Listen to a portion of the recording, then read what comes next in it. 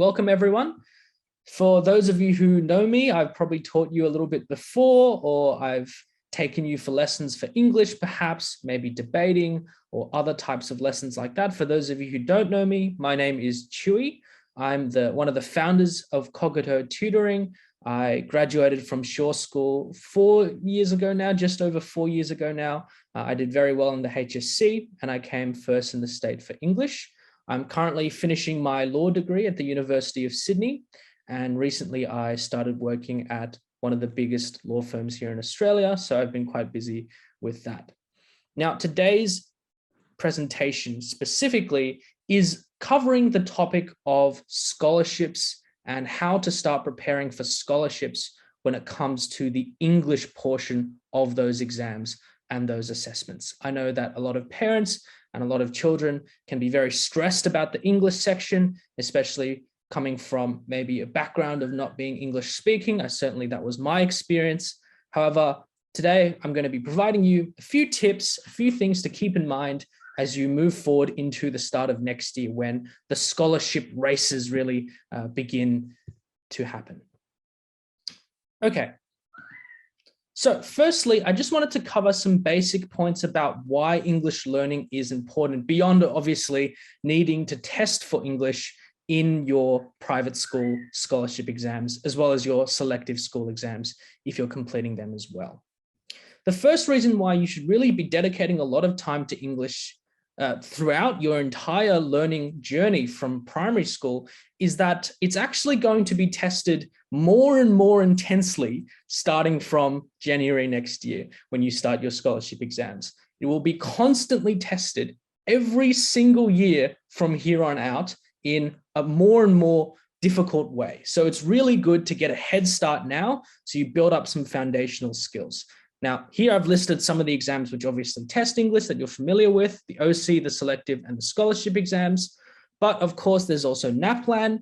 When you go into high school every year, your only real compulsory subject all the way from year 7 to year 12 is English. And finally, you have to sit an English exam in the HSC. You cannot drop out of English as an elective. You can even, choose not to do science or choose not to do maths, but the one subject you cannot avoid for the rest of your time at school is English. But beyond the academic benefits of English, strong English skills are also essential to excel in a number of other activities. And I've listed some of those here. Now, English skills, like I mentioned before, on top of being strong at exams, will also help you achieve many school leadership positions. If you're not good at expressing yourself or delivering speeches or writing applications, lots of those opportunities later on in high school, especially year 10 and further, if you wanted to be a debating captain, if you wanted to be a school representative for something, will be more difficult and harder to access if you don't have a strong base of English skills. But beyond that, there are many extracurricular activities which also demand a strong foundation in English. The most obvious being debating, but many other activities as well. Many high schools these days are offering courses like linguistics and other language competitions, which also require strong English skills. There are also many non-debating speaking competitions at your school and every high school that often, ask you to write speeches about common social issues in the modern day. They might ask you, for example, in the case of UN Voice, which a lot of high schools do, they'll ask you to make a plan for the future to solve some kind of issue like poverty or hunger or homelessness using thoughts by yourself. And those competitions obviously also require a strong basis in English. Other than that, you'll also need a lot of English skills, and I found that it's really helped me throughout high school. Having strong English skills really assisted my social confidence. Obviously, the better you are at communicating in the language that everyone speaks here, the more confident you'll be with not only making new friends, but going for new opportunities and not being afraid to shy away from every activity that presents itself. And finally, way off into the future, and I've just gone through this as well, so I can attest to the fact that it's very intense. Job opportunities and interviews, if you don't have a strong basis of communication, if you're not comfortable with just talking off the cuff, they will be quite hard for you. Now, obviously, English learning comprises of two major branches, and we're going to be covering both of these branches in quite a bit of detail today, reading and writing. So let's go back to the main topic at hand, which is preparing for scholarship English exams. What should we expect for reading and writing? Let's go over some of the basic information first. So for your reading exam, and both reading and writing are tested very consistently across all scholarship exams. So what that means is really no matter which school that you're going to apply for a scholarship at, all the exams will be fairly similar in terms of their content. The only things that might be different are small technical changes in terms of maybe the time limit or the number of questions. Now, the reason for this is most scholarship exams are actually not made by the school themselves. They will hire some sort of third-party company to come in and help them with setting up the exam and assessing the exam. And most of the schools in New South Wales, at least the private schools, have their exams administered by one of two bodies, AAS or ACER. Now, when it comes to these two particular companies, all their exams are in roughly the same style. They'll go for about 40 to 45 minutes, the comprehension section. There might be between 40 and 60 questions, and there might be a range of different answer and question types. Now, the most common you'll find, obviously, is multiple choice. There may be 4 choices or 5 choices, depending on the type of exam, but I'm sure you're all familiar with multiple choice questions by now. Some exams also have open fill in the blank section. So you have to actually write in the word itself that they're looking for. And occasionally there'll be even more challenging questions where they ask you a very open-ended question and you have to write maybe 3 or 4 sentences up to a paragraph to actually answer that question. Now, the whole exam won't be one of these 3 types. It might be a combination or a mixture of all 3. Finally, in terms of the article types, you should be able to expect to see quite a few short stories, non-fiction, which we're going to talk about in a lot more detail later on, and poetry. So there's quite a diverse range of things that they test, but the structure of the exam is broadly the same every single time. When it comes to writing, many of the comments that I just made about the 2 companies, the 2 third-party companies, AAS and ACER, administering the exam also applies here. Many of the writing sections are also broadly the same in terms of structure. Now, the time you usually get between 20 or 25 minutes. Some scholarship exams and the selective exams might push that to 30, but generally you won't get much more than 30 minutes across the board in all scholarship exams. In terms of format and what the structure of the exam is, some scholarship exams ask you to write 2 separate pieces and they give you 20 minutes each. Some of you just have one and they'll pick either a creative or a persuasive type of text, which I'm sure you're all familiar with. A creative text is a short story and a persuasive text is usually in the format of a persuasive essay. So the question will sound something like, that school uniform should be banned, and you're asked to pick a side and write some arguments for or against that topic. However, some scholarship exams, especially in recent years, have asked students to write formats that are not persuasive essays. So not your standard, I've got a couple of arguments for or against a particular topic.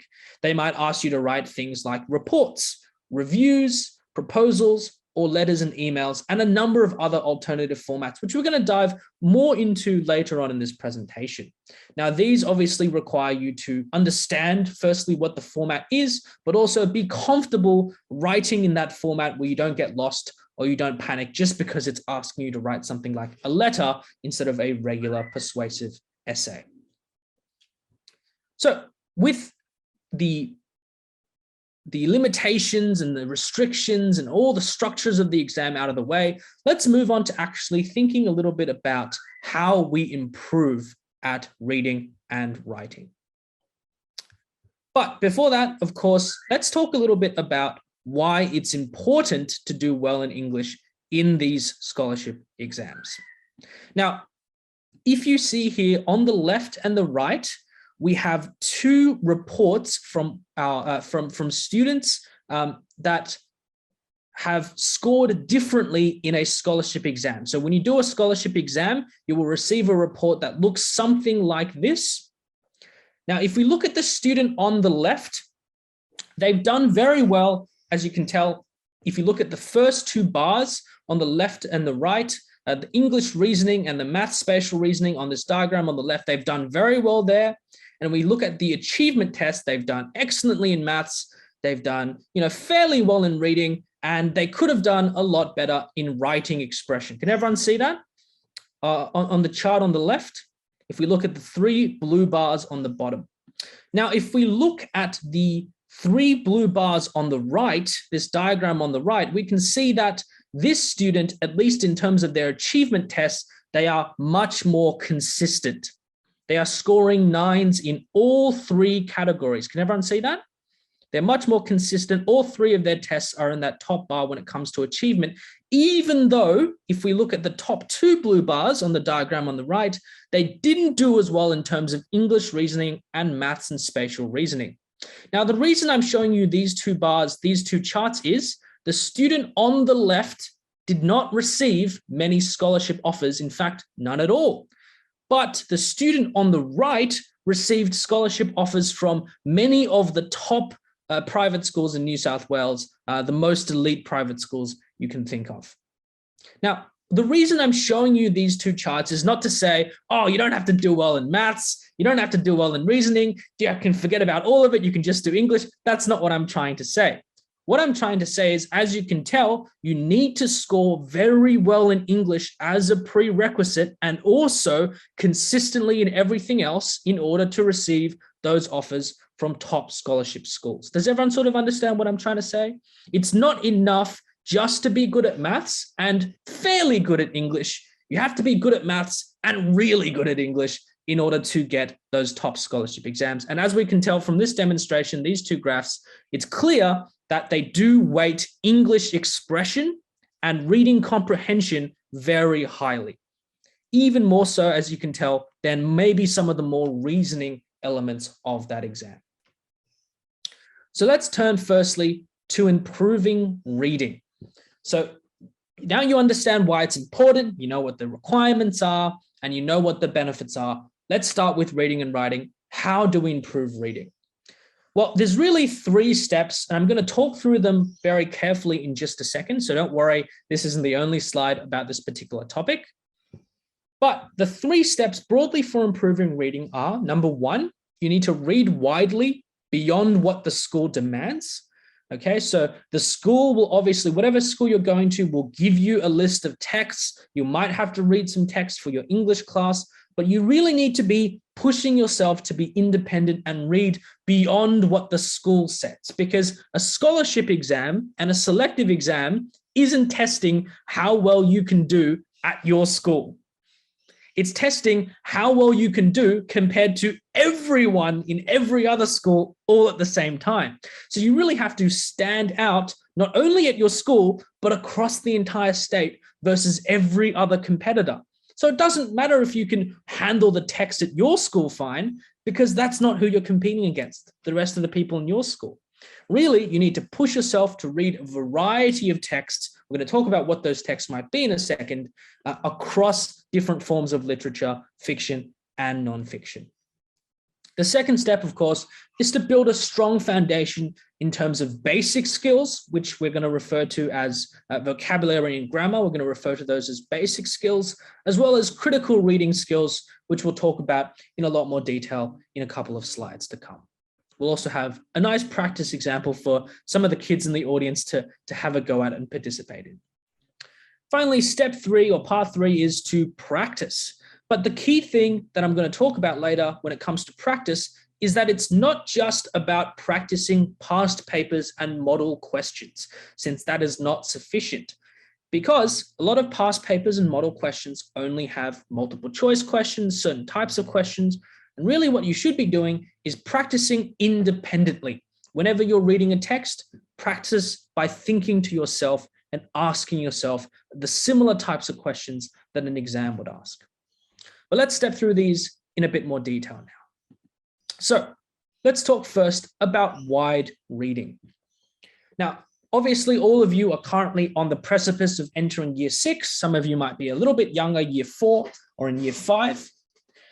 And generally at school, when it comes to reading, the demands of a primary school syllabus are pretty light until about year 6, when they might start introducing some more advanced texts towards the second half of year 6. But if everyone can see what the problem is there, by the time you get to the second half of year 6, you'll already have finished your scholarship exams and you'll already have finished your selective school exams. So realistically, we need to be pushing ourselves to read texts that are more advanced and beyond what the school sets before the school starts introducing them towards the end of year 6, because at that point, the exams have already been done. Now, what is the issue with many of the texts at a primary school level? Now, I'm not saying that the texts that a school gets you to read are bad. I'm not saying that at all. I'm saying that the text list at a school is often too simple or too similar. If you go to your primary school library, you'll find that it's actually quite difficult to find texts which are that advanced or texts which don't fall outside one of the class lists. And many of them will be part of a large fiction series. They might be a part of a collection or things like that. But really what you need to be doing is to be visiting something like your local library, to be visiting your local bookshop, and to be pushing yourself to independently find new texts to read. Now, what does that mean? That means, first of all, you need to be pushing yourself to read fiction of different genres. So that includes fiction that is considered more of a sort of a literature standard. And if you're wondering what text or what books that I might be talking about, don't worry. I have a couple of books that I'm going to recommend closer to the end of the presentation, as that was one of the more common questions asked by parents. Fictions of different genres and different levels of difficulty, maybe even from different countries. So maybe try reading a novel that was written in Spain. Obviously, you don't have to read it in Spanish, a translated version. Maybe try reading a novel from different periods of time, post-World War I, post-World War II, perhaps even a Victorian era or Romantic era novel, to get yourself a broad palette and a broad, diverse range of things that you're comfortable with reading. Now, the reason for this is, in a scholarship exam, many of the English texts that they put in for comprehension are not going to be the types of texts that you might see in your, Captain Underpants or your Geronimo Stilton or your Skullduggery Pleasant or things like that. I don't know what kids read these days, but that was what everyone read when I was in primary school. So the point is, you need to actually be comfortable with encountering all sorts of different texts, since that's what they'll put in the exam, and sometimes they can catch you by surprise. You should also familiarize yourself with non-fiction texts of different sources. Now, what that means is many kids who read non-fiction texts will read sort of, teenager level historical texts. So I know lots of kids find, horrible histories or horrible science really fun and easy to read, and that's great. But we need to also familiarize ourselves with non-fiction texts from, more of a serious and a traditional source. So I would encourage reading news articles. That's very easy to do. So beyond something like BTN, maybe, for example, reading a bit of the ABC every day, just to get used to what it's like reading, a proper serious news article, perhaps picking a celebrity you like, or picking a famous person in history that you like and reading their biography. Maybe you want to read a historical text. There are many books out there which, summarize the history of Rome in really interesting ways that you might be interested in, or perhaps even scientific texts if there's an area of science that you find fascinating. Once again, the reason for this is a scholarship exam can include all of these types of texts, and they might catch you by surprise if you're not used to reading them already. I'm not trying to create fear and say that, they're all going to be in the exam, but it's best to be prepared and to have some comfortability with reading those types of texts. Finally, of course, reading poetry and abstract writing as well. And a scholarship exam, any English comprehension exam, is sure to always have at least one poem in it. And if there's no poem in your exam, you should count yourself very lucky. Every English exam, mostly that I've ever done for comprehension, has always had some kind of poetry. And once again, if you're not comfortable with reading poetry, you're not comfortable with analyzing poetry, you're going to find it quite difficult to actually get to the bottom of the answers. Okay, moving on. I'm going to talk a little bit about building reading skills. Now, reading skills are separated into two types of categories, one which you can build quite passively and one which you really have to build more actively. And we're going to talk about these two types of skills. Now, the first group of skills I like to call basic skills. They're vocabulary and grammar, the nuts and bolts of the language itself. Now, as long as you're following my step one, which a reminder was about reading widely, then these basic skills such as vocabulary and grammar, you should build quite naturally and quite passively over time. If you're pushing yourself to read advanced text, pushing yourself to read different types of text, you're naturally going to encounter new types of sentence structures, new types of vocabulary that you've never encountered before, unfamiliar terms and unfamiliar references. So obviously over time, even now, I know that the scholarship exams are not far away, but if you start now, by the time you get to the exam, you'll have built up a passive amount of knowledge, which will really help you with encountering anything in the exam. However, if you find, and a lot of students find that their vocabulary can be a little bit, not great, they might be struggling with answering some of the more difficult vocabulary questions in an exam, I do recommend maybe in the few weeks before the exam, actually going through a dictionary and finding some of the more common but unfamiliar words that you're not familiar with and memorizing those just as a last bit of an active boost before the exam. So basically, to build up vocabulary and grammar, you must commit to reading widely and reading a lot before the exam. But if you find that you need a little bit extra of a boost prior to the exam, in the few weeks before the exam, I would recommend actually memorizing some things from the dictionary, picking out a list of a couple hundred words that you're not really familiar with, but you've seen around and you don't really quite know their definition, and memorizing those. Now, critical reading skills are not skills that you can build passively, because when you're reading, you're not being asked questions all the time. Obviously, when you're doing an exam, it's very different from when I'm just reading my favorite novel or when you're reading your favorite novel. When you're reading your favorite novel, you're just thinking about enjoying the story and enjoying the writing and the characters. However, critical reading skills are really what comprehension tests are examining, and they must be built actively, which means you have to put effort into trying to get better at them. You can't just read and naturally get better over time. Now, these critical reading skills, the 6 main ones are getting the main idea, making inferences, identifying cause and effect, distinguishing facts from opinion, sequencing information, and recognizing context, reasons, and logic. I'll step through these very quickly so you have a broad idea of what I'm talking about. Getting the main idea is essentially being able to summarize a larger piece of text into its main proposition or argument. So when you read a news article or when you read an essay, and it might be 500 words long, after you read it, you should be able to succinctly say what that article was about in a sentence or two. Making inferences means drawing conclusions which are not explicitly stated in the text itself. So maybe you read a text and you're able to guess what the next event is, or maybe guess what the reason or the justification behind something happening was, even though the text didn't say the next thing that happened was, or the reason for this happening is. You have to sort of make a guess, and being able to make those really educated guesses is also a critical reading skill.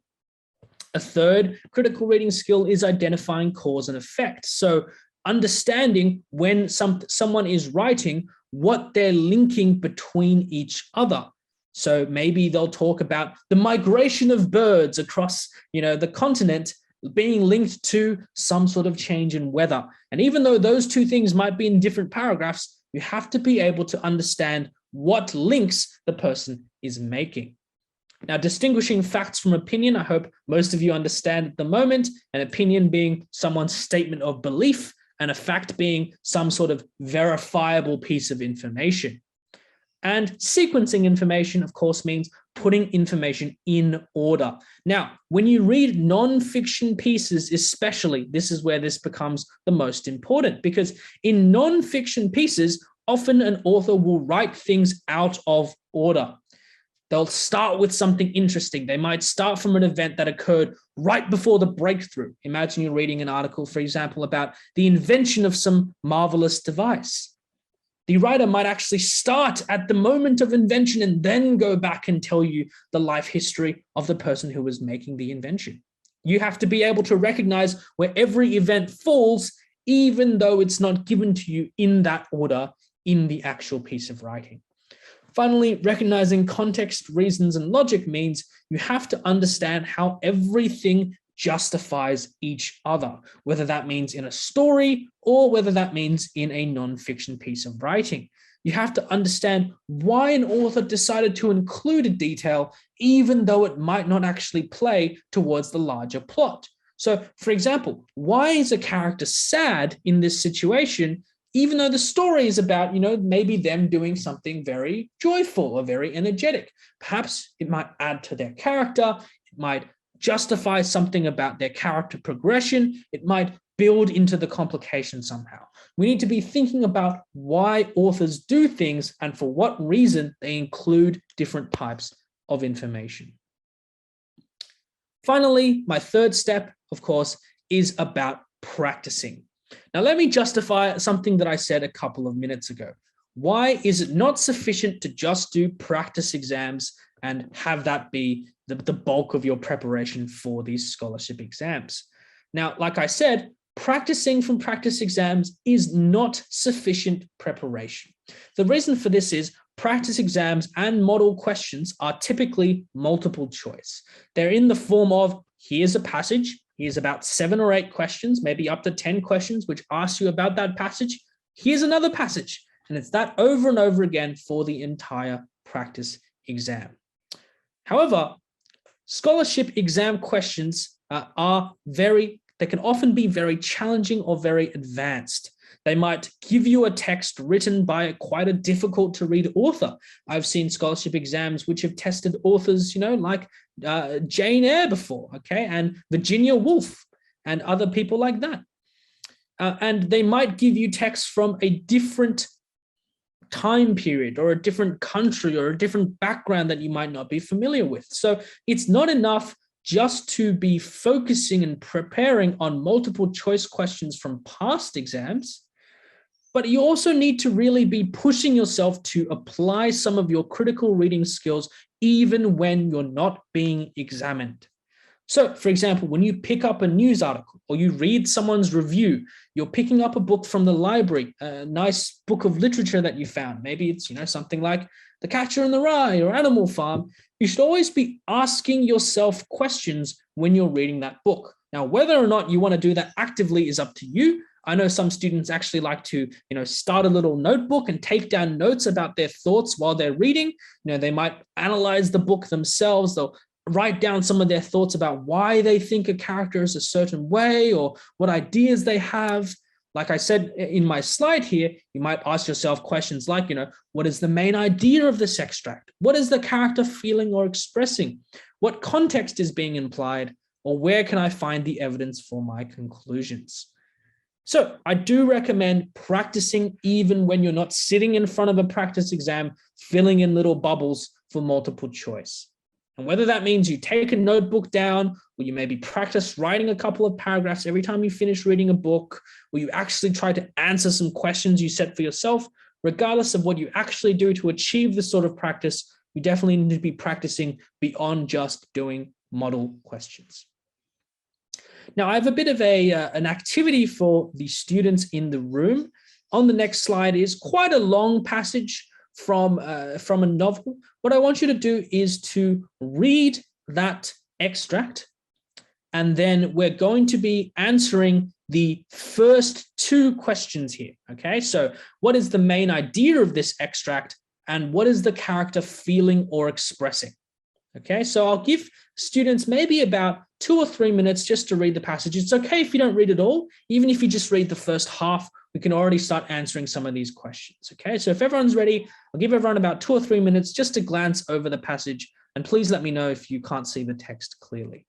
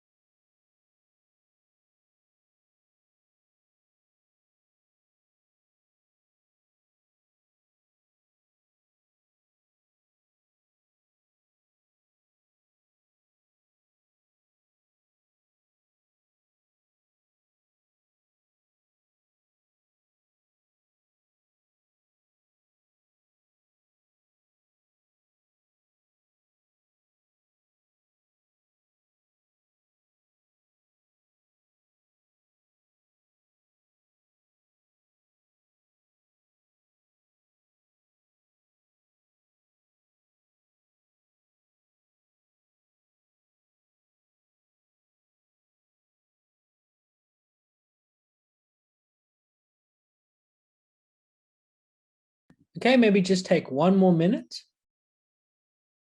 Now, the whole point of this is not to, when we're practicing using different texts and not using exam practice questions, the whole point is not to, sit down and really seriously analyze it, but your brain should be constantly asking questions. Now, a reminder, the 2 questions that I want you to think about are, what's the main idea of this passage? And what is the character feeling or expressing? Now, clearly we're looking at this from the perspective of Winston. Now, some of you might actually recognize where this is from. Okay, this is from George Orwell's novel 1984.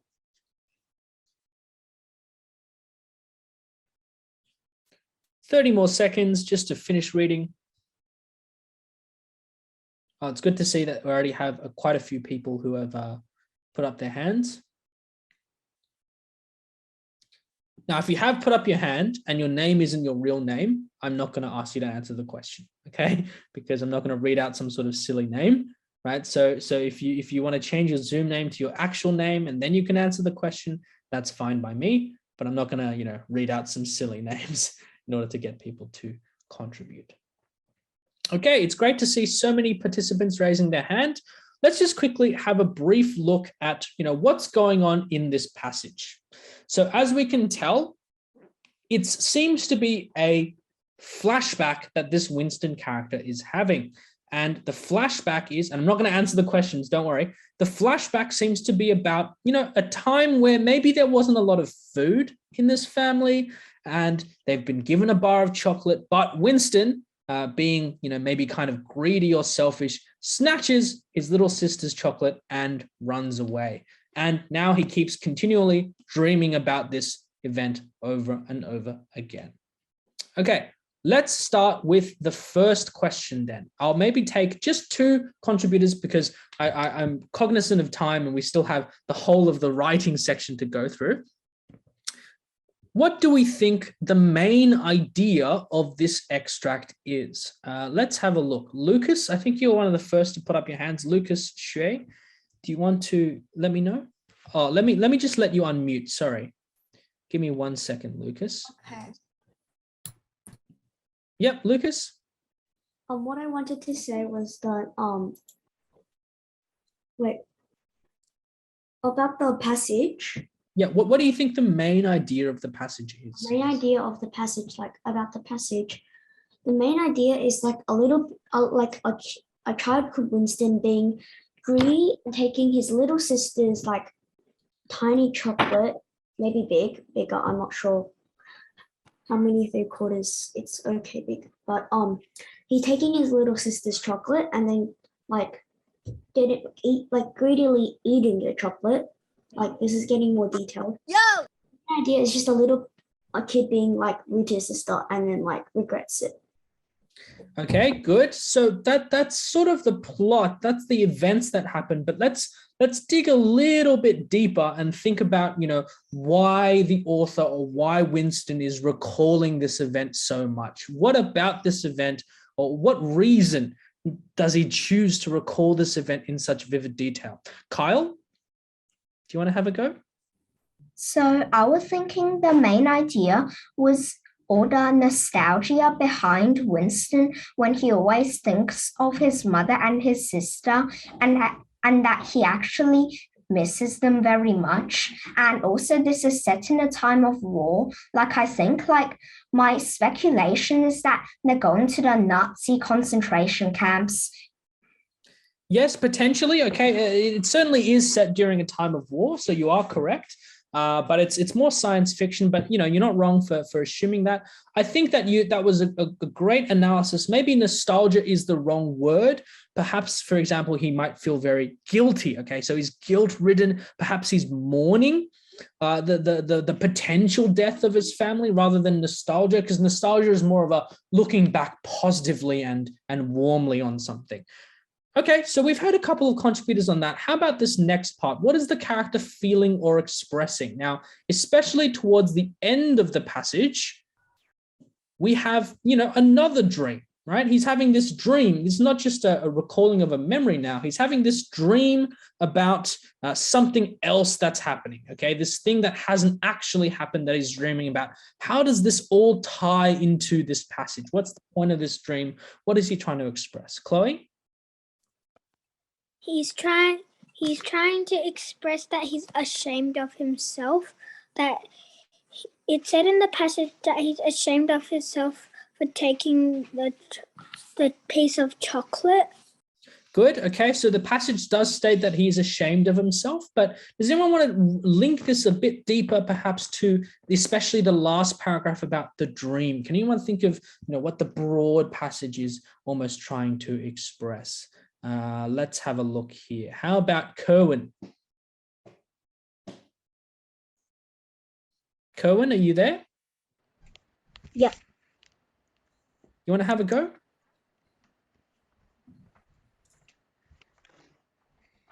Okay.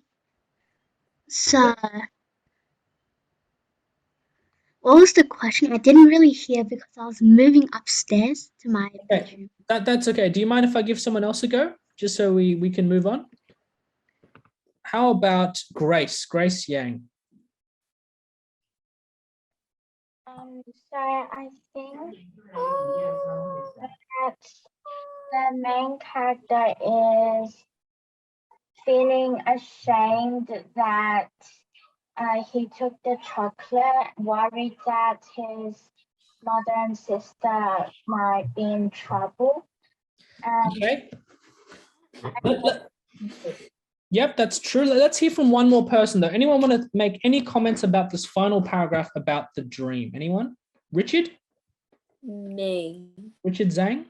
So I think in the dream he's talking about how it's still vivid, but I think he's a bit maybe he's a bit haunted by this, and that's what he's expressing. He's expressing a bit of fear and guilt with himself.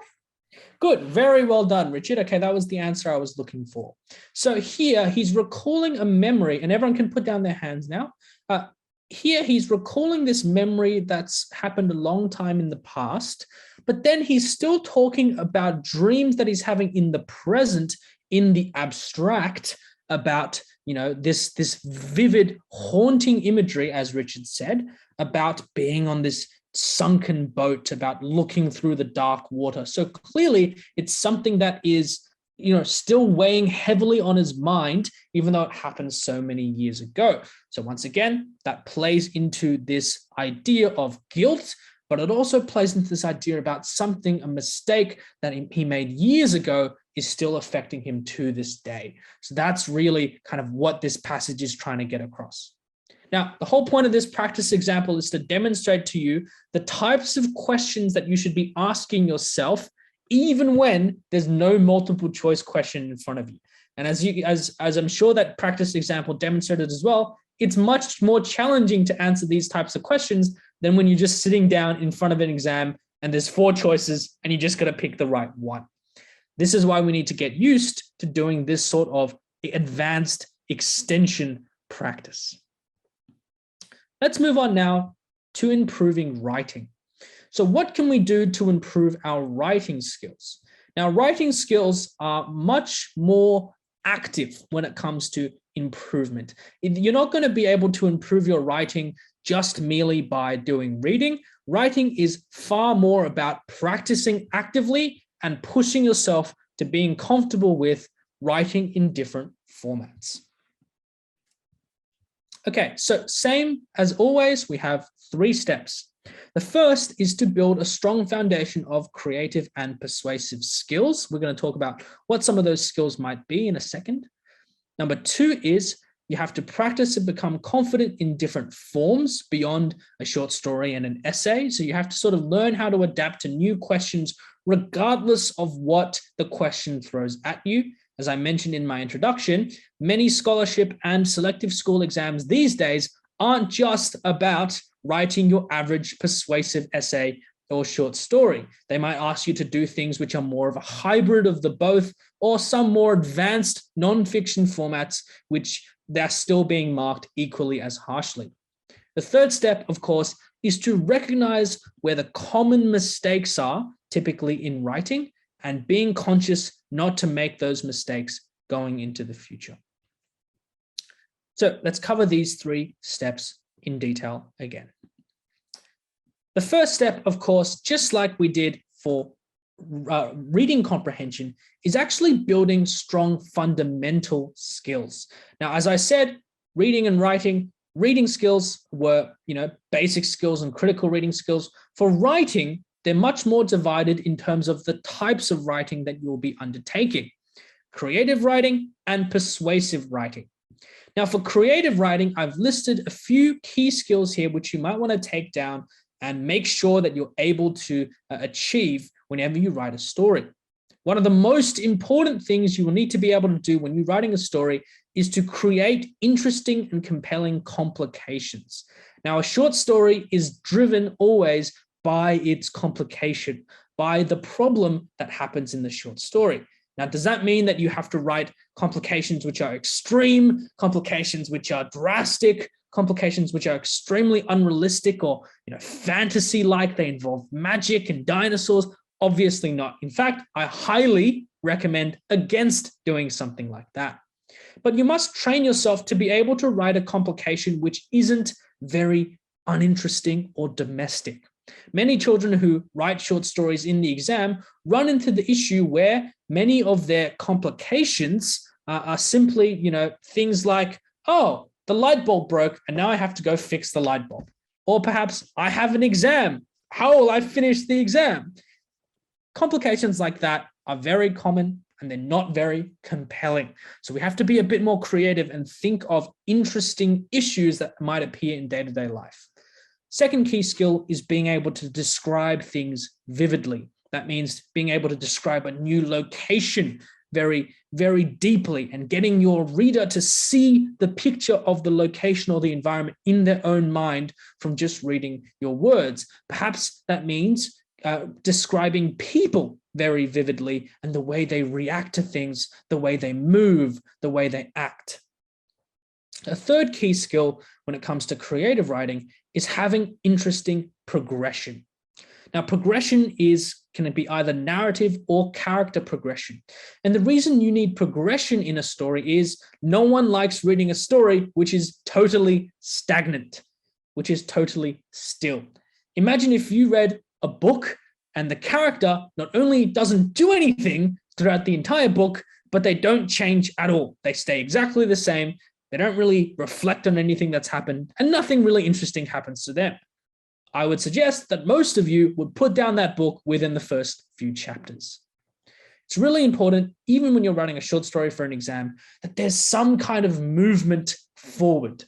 Something happens to the character, and once again, doesn't have to be extreme, doesn't have to be dramatic, that makes them reflect on something, that maybe overcomes some flaw within themselves.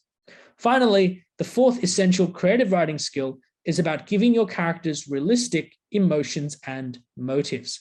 One of the biggest challenges that I find many students go through is writing emotions and writing about motivations. Emotions because often we express them too simply. So, a character that's sad will just cry, even though we know that there are many different ways of expressing sadness in our own lives, as well as giving your characters realistic motives. So why does your character want to do something? If they really desperately want to win this swimming race, why? Is it just because they're driven by the thought of maybe becoming a professional swimmer? Perhaps they have a fierce rival in the competition that they really want to beat. It's these sorts of motivations that urge us to move. Think about, why you like the hobby that you're into. Maybe some of you are artists and you like painting. Maybe it's a desire to depict things realistically, to move people. It's those sorts of things that your characters also need in your own stories. Now, when it comes to persuasive writing, it's much more about the technical and the formal. So creative writing is about being creative. It's about expressing yourself. It's about being really adept at writing in a very vivid and florid way. But when it comes to persuasive writing, it's about getting a good handle of the technicalities and the structures behind different things. Now, the first step, of course, is about having a clear and consistent structure. So you're not just jumping randomly between arguments. You're not putting a sentence all in a paragraph by itself. You're justifying everything in a clear structure, introduction, conclusion, etc. Second skill is being able to choose persuasive and relevant evidence. So some students often, they just put in anything they can think of, random examples, stories from their own life, whereas that might not necessarily be the most persuasive or the most relevant justification for whatever argument they're trying to make. Thirdly, it might be about writing in the most appropriate tone for the question. Depending on what the persuasive text asks you to write about and to who you actually write, we're going to talk about that in the next slide, it will depend, and your actual tone of voice will change, maybe more formal or informal. Finally, it's about justifying every argument and not being assertive. So what that means is, are you arguing something but not giving enough reasons why the thing you're arguing is correct? Have you told us why? Have you given us reasons? Have you provided a logical explanation? If not, then unfortunately, you're making the mistake of being assertive. It's these sorts of skills that we need to have going into the scholarship exams, and they take practice.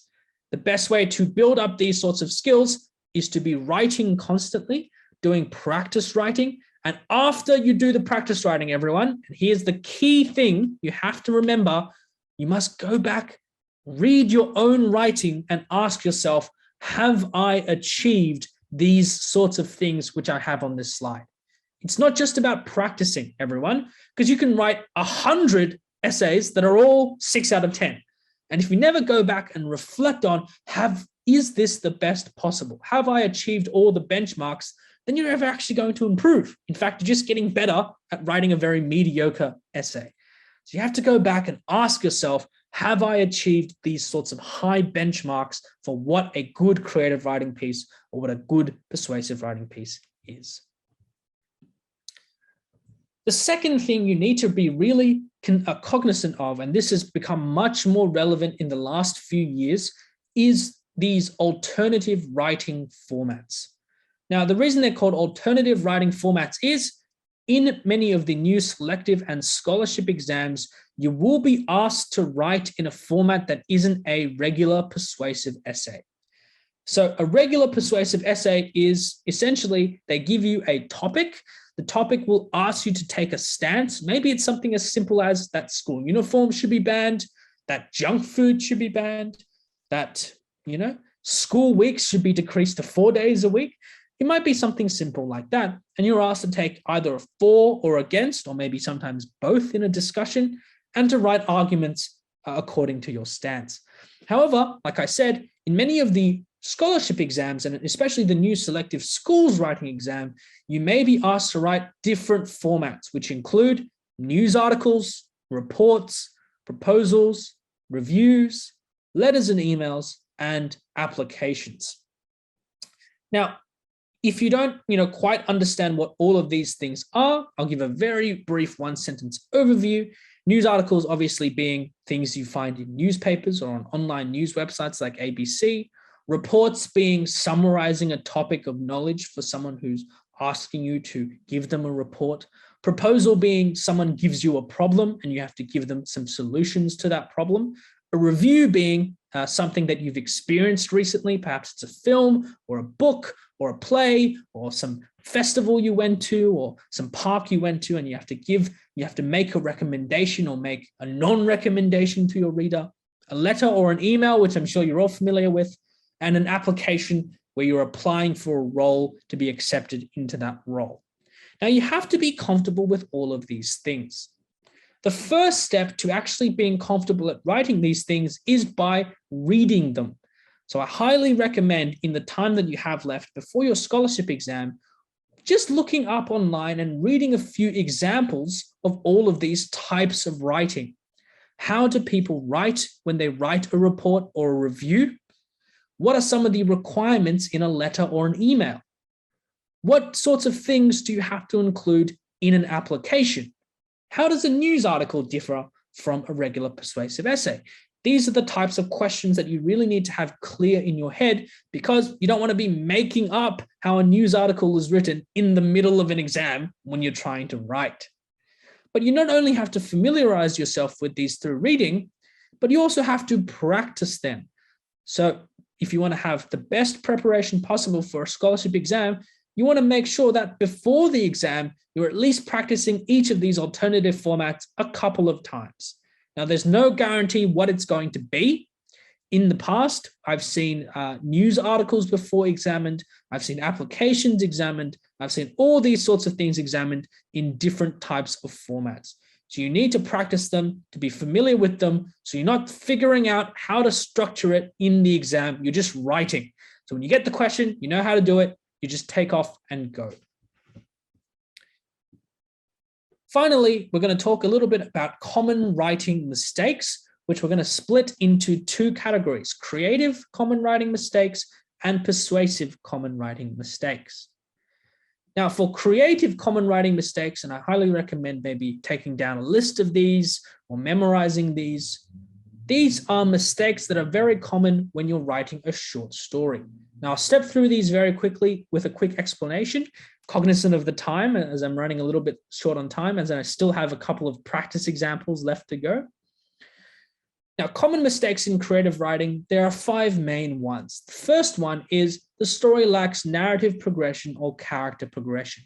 What that means is the character or the story doesn't really move anywhere across the passage. So the character might start off in one way, and they might end up substantially the same way without having learning anything. Once again, that doesn't mean that your character has to change from being, very, very poor to being a billionaire in the space of one page, because that's quite unrealistic. Just means that your character needs to move forward somehow. Maybe they change their opinion on something. It can be something as little as changing an opinion. The second biggest issue that I commonly encounter is a story being lopsided, which means that it includes a lot of detail in a place which doesn't actually require it. Maybe this means you've written an orientation that's far too long. You've put far too much detail in describing your character's hair and their school and what shoes they have and what breakfast they're eating, even though the story doesn't really demand that you go into that much detail about those sorts of things. The third common mistake is a story lacking a really compelling complication and resolution. I already briefly covered this in my intro to writing, but of course, a piece of writing needs a very interesting issue. It needs a problem, and it needs an interesting way that it's resolved. The fourth biggest common mistake is the story lacking context. So what a story lacking context means is, well, we don't really have any background information for why any of the characters are going about their day in this way, who they are, what sort of person they are, who's around them, what happened before the story, how do they end up here? Those are the sorts of background details that we need to be weaving in throughout our main narrative. Finally, the other common mistakes is characters in the story make illogical decisions or act in irrational ways. Remember, a short story written in an exam should aim to be relatable to the reader. Your marker is reading your story and they don't want to read a 400-word, dragons versus robots epic battle, right? They're not interested in that. They want to see how well you can craft a story that's relatable, that's realistic, but still interesting. Something that might happen in day-to-day life, but is still interesting to hold their attention, which means you need to make sure your character is actually acting like a regular person would. They're making decisions that are backed up, and they're not, speaking strangely, they're not acting strangely or in ways which would not be understandable by your marker. That's the main thing. Okay, so the next practice example comes from, the stimulus is on the right, okay? So that's what this student had for their stimulus. And this is a student who could definitely improve their story or has made some of the common mistakes that I've just talked about. Now, hopefully you took down a list of those common mistakes, but we'll go back and have a look at them later. Once again, I'll give you 2 minutes just to read this story very briefly and for you to identify some of the common mistakes which we just talked about in this story. So have a go at that now.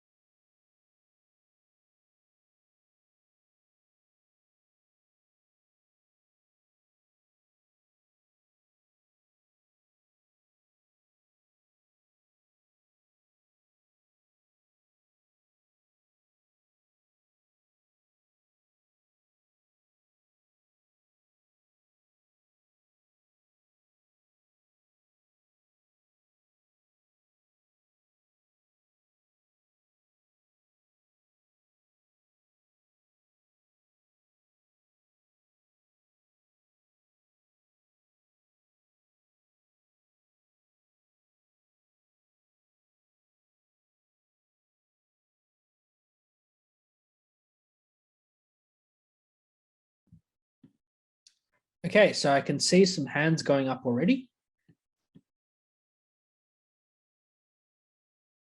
Oh, a lot of hands, 16, 17, 18. Very well done. I'll tell you what the point of this exercise is after we do it, okay? So I'm sure we're all on board, on track, knowing what to do. Okay, people who didn't contribute last time. So, Catherine, can you name one of the mistakes that's been made?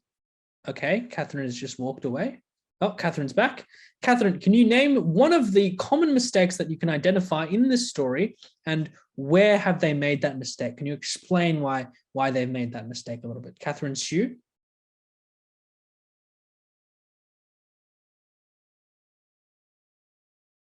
Catherine? Can you unmute yourself? Okay, Catherine's unable to unmute. Lucas Sang, do you want to have a go? Just one of the common mistakes.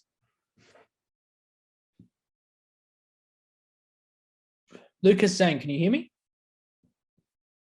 Can you unmute yourself and have a go because you put up your hand? Okay, Lucas is gone as well. Oh. Lucas, yep. Do you have an answer?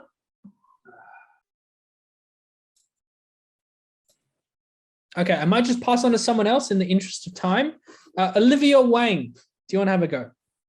20呀，这是2.70，然后 Not a lot of detail. Not a lot of detail. Detail on what? Remember, the common mistakes that we identified last time, the 5 common mistakes were this. Okay, so which common mistake do you think they've made and why? Olivia, do you want to explain yourself? No? Can I do it?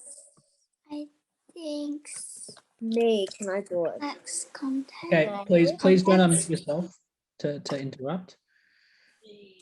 Okay, let's move on to one more contributor. Alice Ho.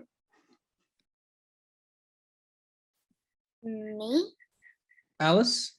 So I think one of the mistakes in the passage is that the main character who wants the dogs is like making illogical decisions.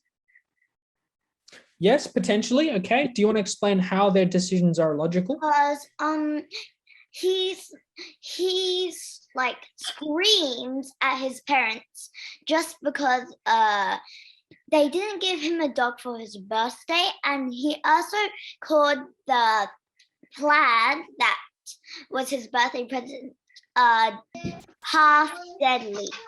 Okay, good. So maybe, for example, in this story, one of the biggest mistakes is, well, we can't really relate to the character, right? They're reacting in this quite extreme. Ooh, who's unmuted? Sorry, it's very loud. We have to manage the noise in this classroom. Can anyone who's okay? I'm just going to mute.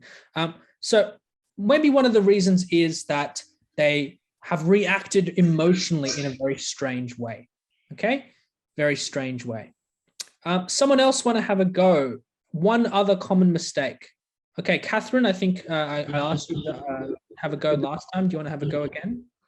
So they like the plot was kind of simple. So it's a plot that a lot of people continue to use. Yeah, okay. Maybe the plot is quite simple, so it's not a very compelling complication, like you said. Ethan, do you want to have a go? Ethan Taylor?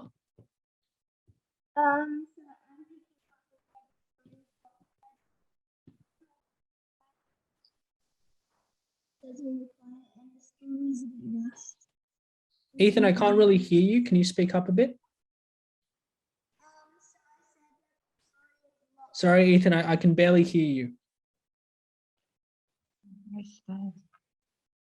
And I think your microphone is working quite right. Okay, let's just move on. Let's have one more person, one last person, okay? Shirley.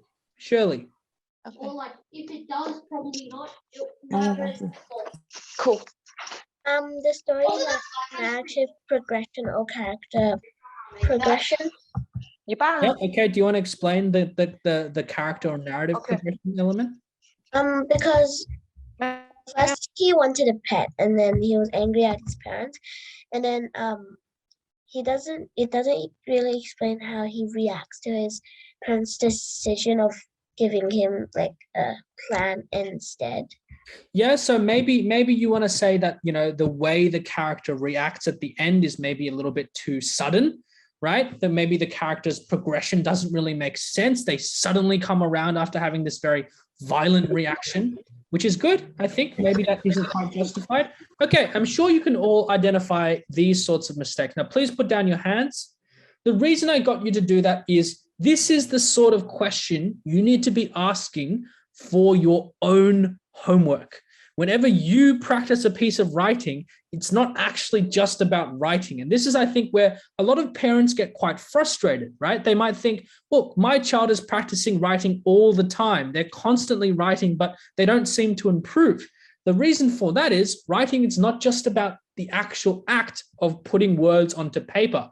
It's also about reading back what we've written in the past and figuring out how we could improve, figuring out how we can make it better and what mistakes we've made so we don't make them again in the future. It's about critically looking at your own writing and figuring out what can be better. So really, it's not just about writing, it's also about knowing where to improve.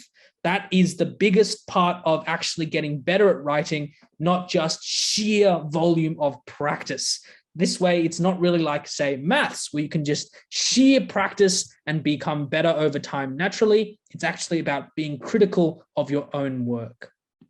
Okay, very quickly now again, common mistakes for persuasive. There's a few less because, like I said, persuasive is far more about the technical side of things.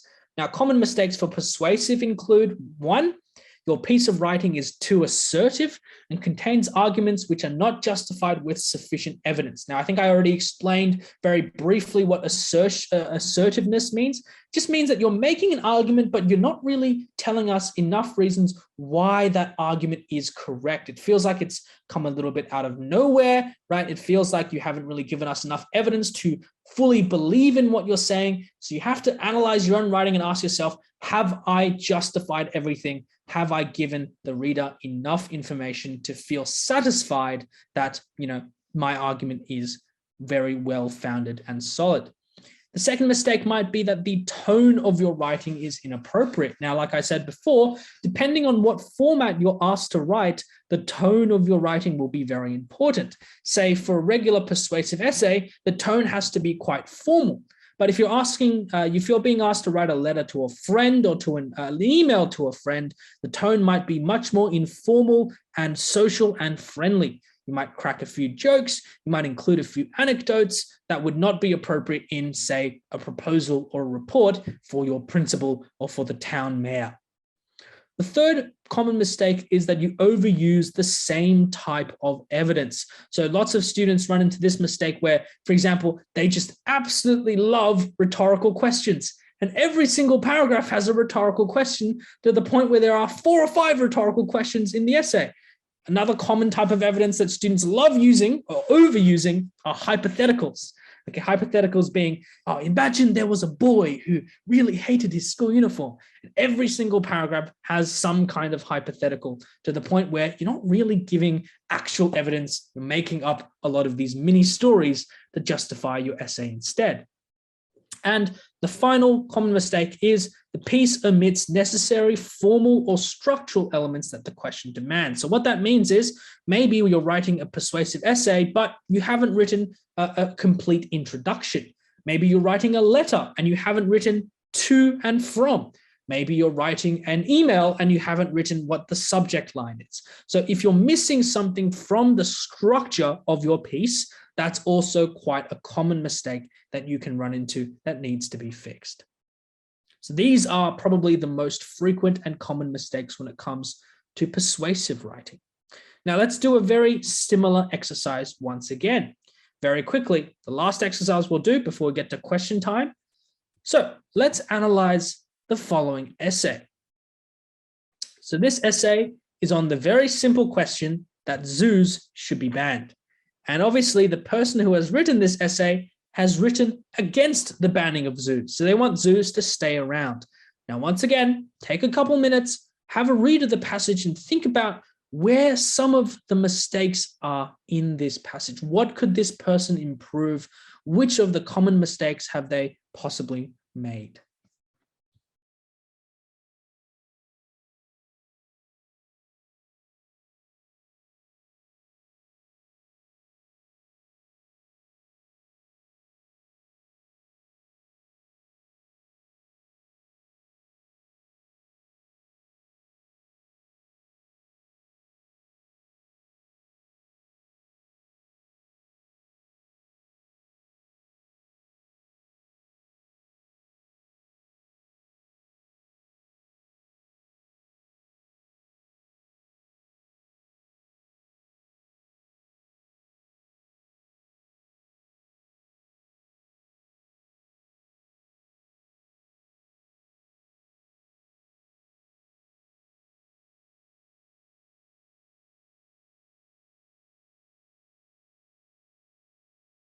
Okay, one more minute just to have a brief overview of this particular passage, having a look, then we'll go back and think about where the common mistakes are.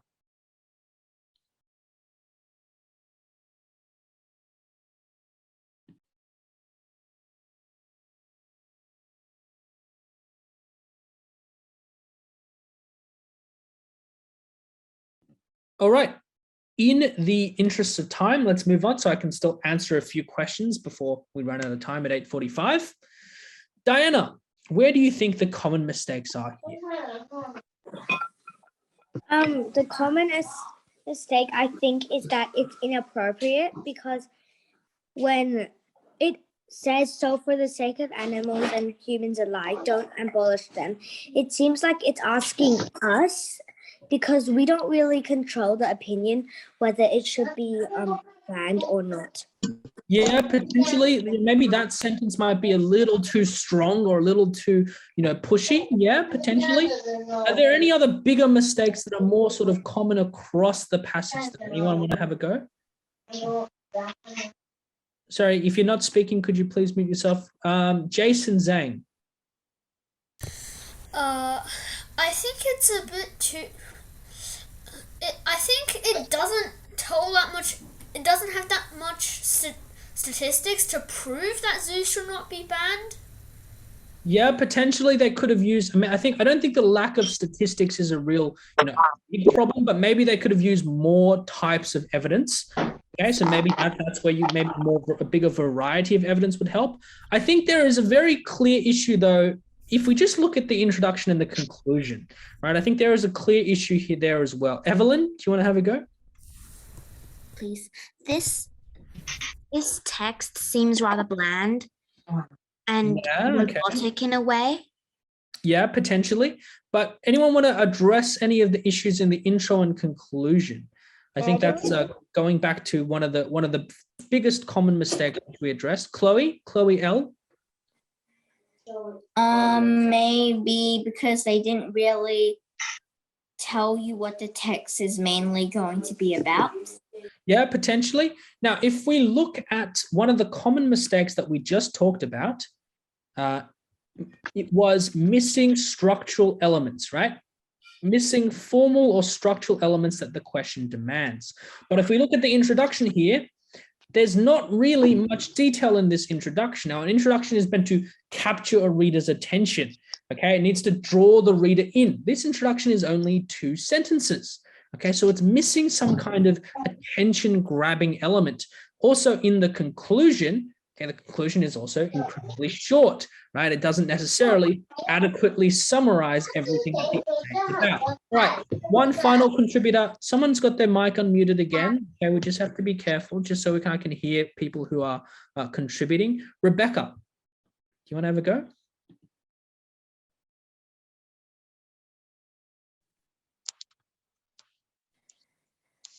Rebecca?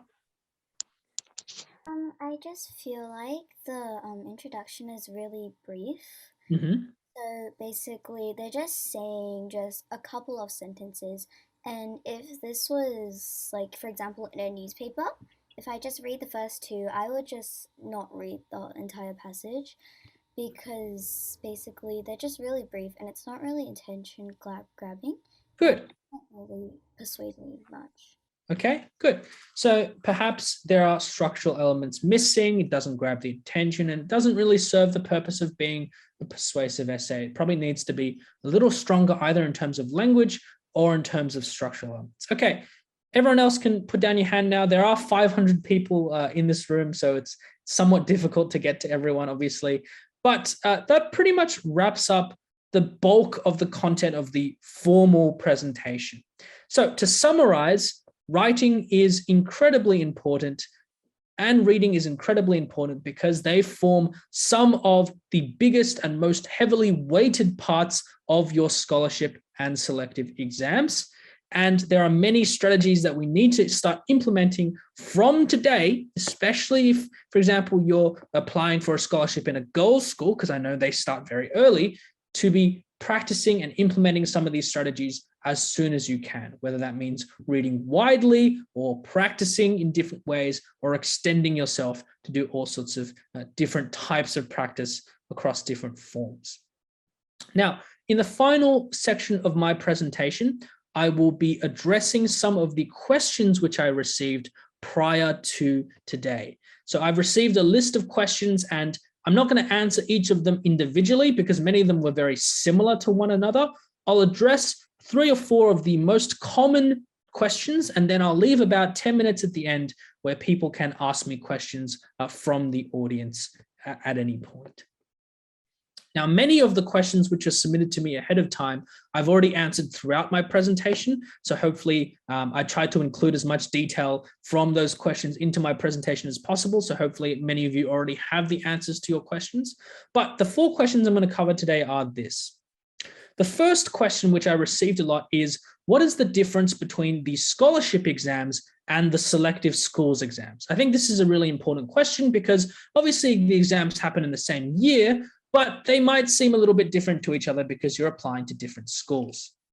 Now, the thing about the difference between selective and scholarship is it's really not that big. The difference between selective and scholarship exams is really coming down to more of a technical difference. Many scholarship exams could be a little bit shorter.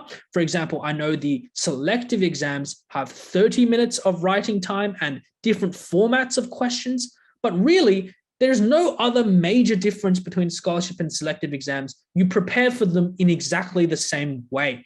The standard of marking is the same, so the way they mark, and often many of the same teachers and companies mark the selective exams as the companies and teachers that actually mark the scholarship exams. So you prepare for them in the same way. You just have to know some of the slight differences when it comes to, the length of the exam and how many questions there are, but those will be clear to you closer to the exam date, depending on if they change things. So really, there's no big difference. You don't have to prepare for them in drastically different ways. You have to prepare for them in exactly the same way, and the marking standard is the same. So apart from those slight differences, there's really no big chasm of difference between those 2 types of exams.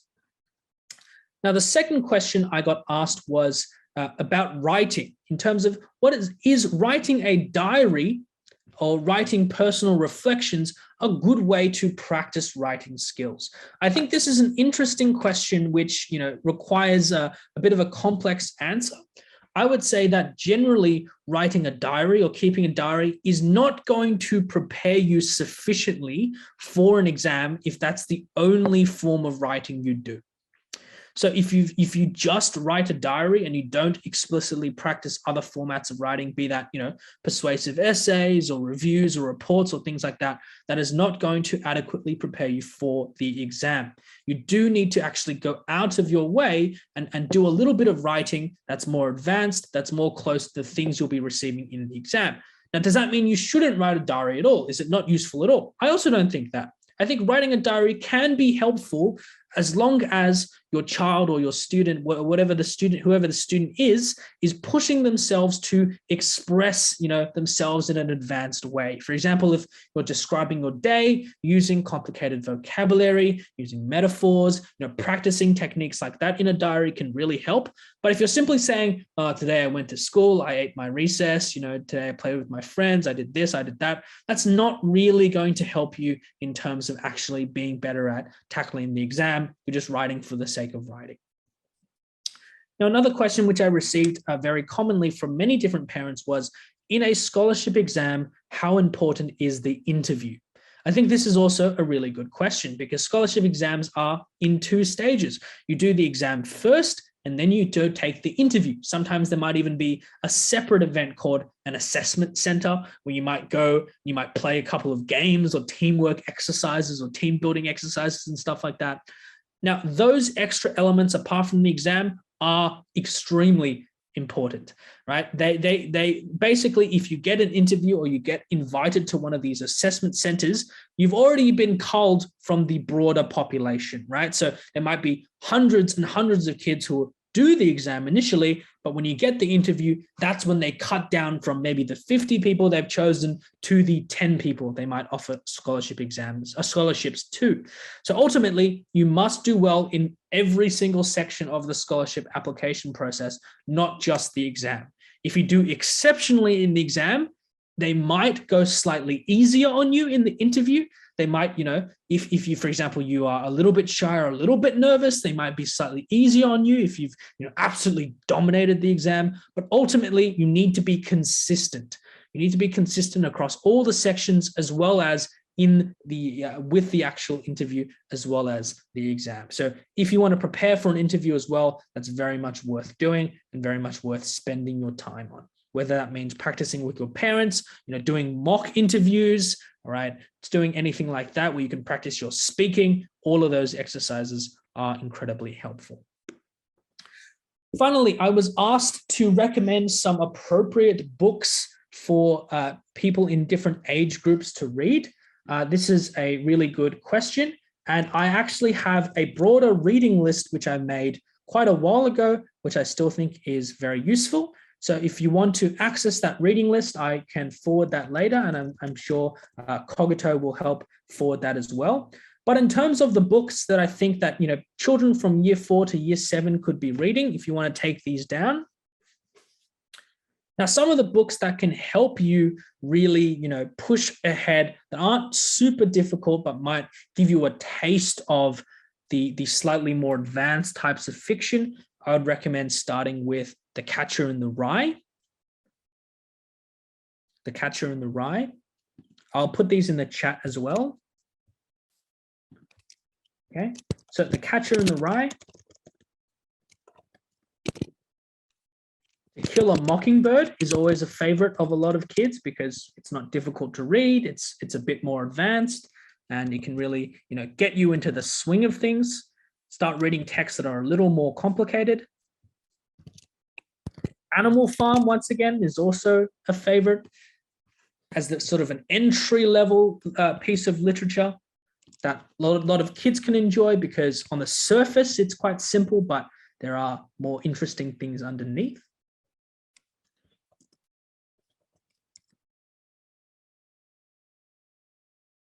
Okay, another really effective and interesting book that is a little bit darker, so maybe younger kids maybe shouldn't read this. Okay, maybe this is more appropriate for year 6s and year 7s, but Lord of the Flies, I read that when I was in year 6, towards the end of year 6. And once again, it's appropriate because it's not difficult in terms of actual writing, but there are many interesting ideas that can, really push you forward.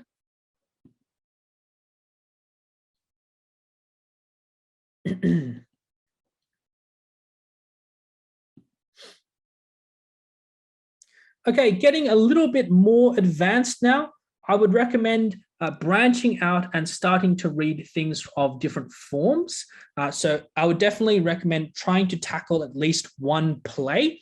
A Shakespeare play would be good. Now, I know a lot of Shakespeare plays can be extremely difficult, but there are many easy Shakespeare plays as well. And if you familiarize yourself with a Shakespeare play, because they have used Shakespeare plays before in the selective and in the scholarship exams, 2 easy Shakespeare plays are Romeo and Juliet is very easy to read, and the plot is very simple.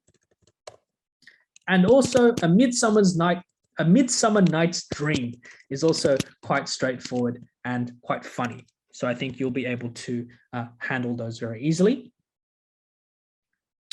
When it comes to reading different genres as well, I'm sure lots of you have read this book already, and it's a very popular book amongst kids, But one thing that we haven't covered is fantasy books. And fantasy books are actually really useful to read because they contain very vivid descriptions. And I would definitely recommend, if you haven't read it already, The Hobbit.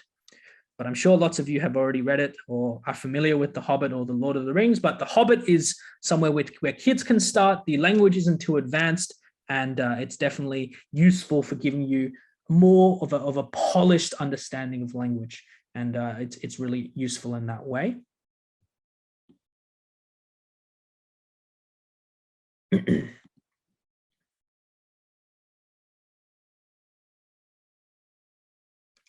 Finally, for the more advanced readers out there, if you want to read something that is a little more challenging in terms of form, a little more challenging in terms of the ideas that it deals with, and a little more challenging in terms of, what the actual point of the text is that gets you to analyze it a little more deeply, I would recommend Catch-22.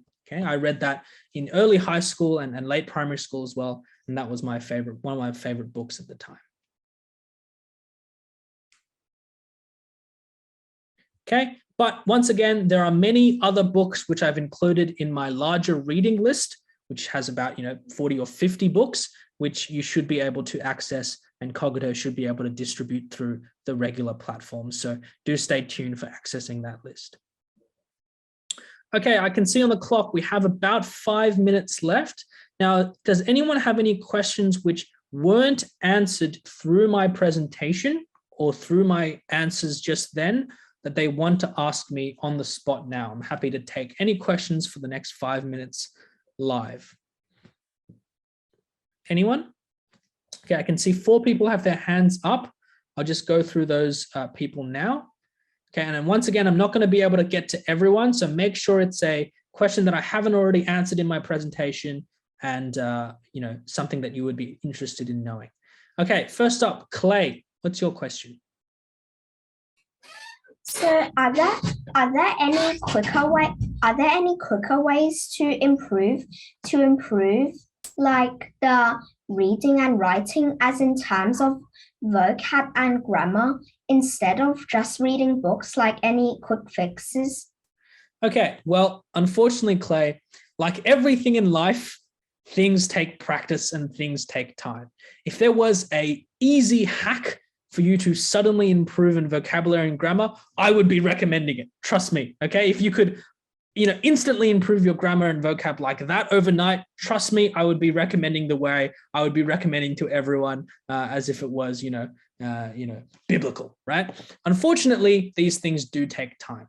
With grammar, it's just really important to expose yourself to more complicated forms. So reading is really good, and I'm sure you can find some time to read some complicated texts. And as I said in my presentation, a really easy way to quickly boost your vocabulary is to be memorizing parts of the dictionary, essentially, right? So going through the dictionary, if you only have a week left before the exam and you really need to quickly improve your vocabulary, going through the dictionary, finding a couple 100 words that you don't know and just memorizing them. That's a really easy fix. Alice, question? How many paragraphs approximately do you have to write in a persuasive text?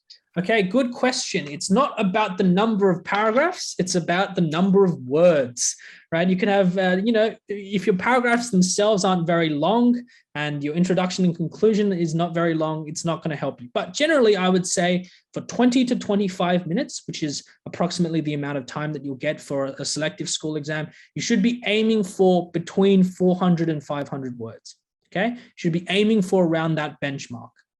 So that basically means that, you might have, say, 5 or 6 sentences per paragraph, plus, quite a long intro and conclusion. Lachlan, question? Oh, hello, can you hear me? Yes. Oh, okay, good. I'm a parent of a year 4 student. Yeah. Okay. I have one thing that has been confusing me for a while. So during their regular practice in writing, after school practice, do you suggest that we time it when they write? Good question. I absolutely suggest that you time it, because there's no real point in practicing outside of a time limit, because the more time you have, the more time you have to edit and really think over things. And the time pressure is actually what gets to a lot of students when they're in the exam, where they spend too much time planning and too much time overthinking. However, after you write, like I said in my presentation, it's really important to go back and fix the piece of writing, draft it again, figure out which mistakes you've made. And you can take as much time as you want for that. But when you're actually writing the first draft, I highly recommend strictly timing it. Oh, good. Thank you. Okay, thank you. Wendy, a question?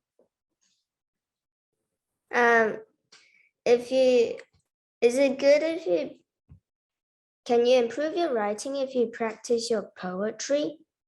I would not recommend practicing poetry, even though that's very important, because you won't ever actually write poetry in an exam. Okay. Okay. You can use it to practice maybe your descriptions or things like that, but unfortunately you'll never be asked to write a poem in an exam. Okay, Vicky, question? Is it useful or is it like not useful to read a book again? Reading books again is useful, but especially if you're preparing for an exam, which is coming up, I would recommend, if you're starting now, trying to find new books to read.